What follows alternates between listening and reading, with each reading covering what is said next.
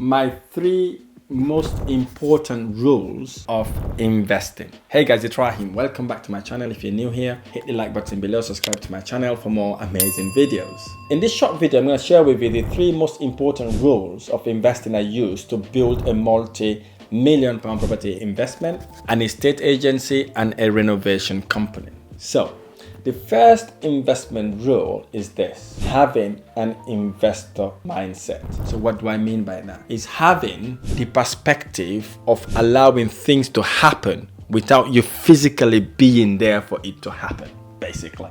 Right? Investors are people that invest and their money works for them instead of them working for it. So what allows that to happen is focusing on long-term rather than short-term gains to benefit from compounding. So suppose you buy a property now, you do that property up. If you sell it, you make a profit, okay? But what do you do with the profit? Maybe spend it, maybe go buy another house, okay? You do the same thing. But what we do as property investors that are looking to generate wealth, if we can either mix and match it by buying, selling, and holding, or by holding. Most of my investors don't sell properties. I don't sell properties. I don't like to sell properties that I bought for myself. I like to hold them because that's how I make money. That's how I create wealth. Suppose I buy a property now, I remortgaged it, pull some of my investment out. I can rent that property out and make my £300 to £400 or £500 every single month. Okay, that would be my profit. And then every year that property price goes up in value. And then once it goes up in value, about a couple of years time or 3 years time, I remortgage, pull some of that money out. So I go again and buy another house. I repeat the process all the time. So you end up buying a couple of properties or maybe 3 or 4 properties a year without actually doing anything. That's what you call long-term growth. And with investors also, they've got that mindset to put in their money and get their money to work. They invest in businesses, they invest in startups, they invest in corporations or in dividends, stuff like that, in order for that money to work for them without them actively doing anything to it. So in order for you to become successful, become a millionaire, you have to have an investor mindset, not an employee mindset, okay? Investor mindset is like what I've just explained to you, getting your money to work for you instead of you working for it. That then gets me down to understanding the differences between price and value. So I'm going to use a quotation from the well-known value investor, Warren Buffett. He says, "The value of anything, stock, a bond, or business is determined by the cash inflow and outflows discounted at an appropriate interest rate that can be expected to occur during the remaining life of the asset." What is he trying to say there? So what he's trying to say is to look for something that is undervalued that will give you return in the long term. If you're analyzing a property deal, suppose you're looking at an auction property, right? And you know this auction property is already undervalued, right? You're going to set a price at which you can buy that property on the value price. So at that cost, the property is valued at that price, but you know then it's undervalued if you bought it at that price. If you bought it at that price, you add a little bit of value in it on top of the discount you've already got from buying that property, that then property appreciates in value a lot more.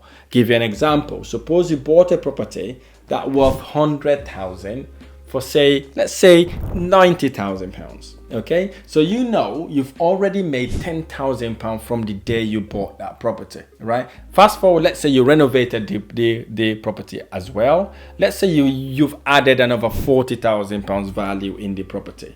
So you would have not only made £40,000 at that point, you would have made £50,000 because obviously the £10,000 at the beginning plus the £40,000 you've added, that then gives you your £50,000. So the value of anything is the lifetime expected income.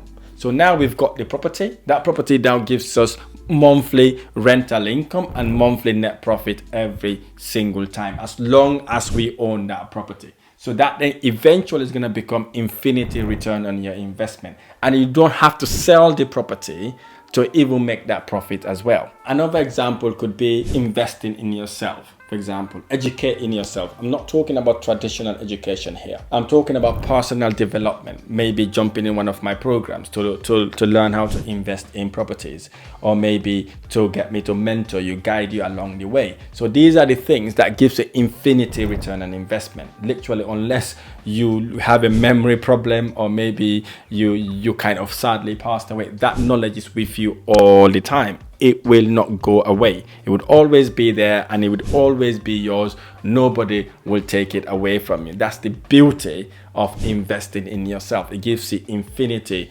return on your investment.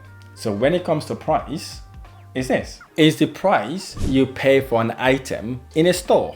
So for example, you can walk into a supermarket, or you can walk into a clothing shop. You buy a shirt, and that shirt you've bought is the price you pay for getting that shirt. So obviously that is the difference. Or maybe buying something to go on holiday, for example, it's a price. So there is no value into it. Maybe the only value is you're traveling to go to the destination where you're going, but guess what? It leads to spending more money, right? That does not bring you return on your investment. It doesn't bring any value to you apart from maybe seeing a different country. So these are the differences between price and value. So as an investor, you should chase value instead of price. Don't look at the price of what someone is selling a course, or someone that is selling their mentorship. So what you want to look at instead, what value can you get from what you're about to do, rather than the price they are charging you, right? So the value you get from it is what you want to be looking at instead of the price. Because here's the thing, most of us are framed that way, right? We see the price instead of the value. Okay, if you're going to be an investor, you want to be looking at the value you get out of something rather than the price you're paying. I will give you an example that I learned from, I think it was Jim Rohn. He said about a story where this family wanted to buy a bicycle for their child. Okay, they went to the store. They saw a new brown bicycle which cost about $250. Okay, that was the price they were charging for that bicycle. So they went to the second-hand shop, and that second-hand shop was charging for the same bicycle $100. So what they did, as what most people will do, is to buy the $100 bicycle. So they went for the price instead of the value. So they bought that bicycle.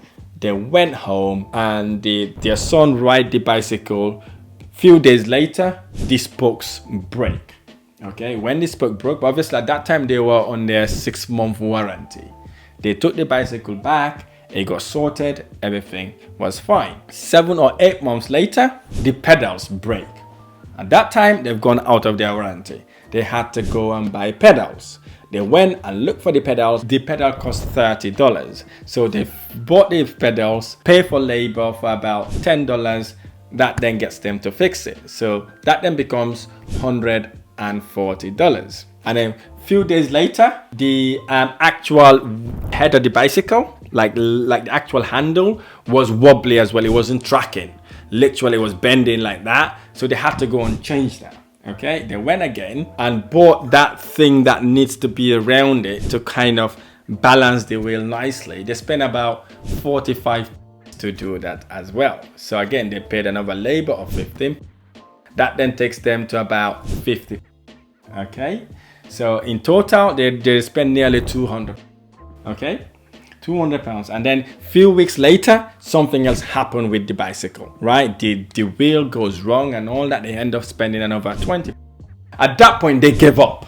They're like, you know what? This is not doing us any good. We spent $230, nearly the same price we could have bought that bicycle, right? So what they end up doing is to trash that bicycle they've already spent $230 on, when again to buy the actual bicycle that they would have bought for $250 initially. So they bought that bicycle that they could have bought before they buy the $100 bicycle, okay, bring it home.